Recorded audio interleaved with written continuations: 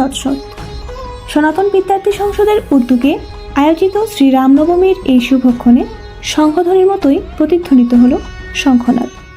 নমস্কার সবাইকে। দীর্ঘদিন ধরেই বাংলাদেশের সনাতনী ঐতিহ্য, ইতিহাস ও সংস্কৃতিকে একটি সংকলনের মাধ্যমে সুসংগঠিতভাবে উপস্থাপনের এক আন্তরিক প্রয়াস আমাদের মনে লালিত হয়ে আসছিল।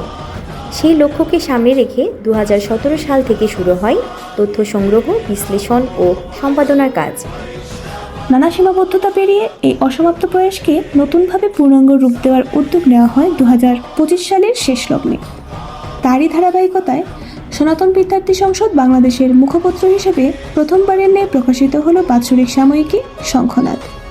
এই সংকলনে স্থান পেয়েছে দেশের বিভিন্ন জেলার সনাতনী জমিদার বাড়ি, প্রাচীন মঠ, মন্দির, আশ্রম, দিঘি, সনাতনীদের প্রতিষ্ঠিত শিক্ষা প্রতিষ্ঠান, ঐতিহ্যবাহী খাদ্যবস্তু, বিভিন্ন জেলা ও স্থানের নামকরণের সাথে সনাতনী সংশ্লিষ্টতা এবং প্রখ্যাত সনাতনী ব্যক্তিবর্গের অমূল্য তথ্য।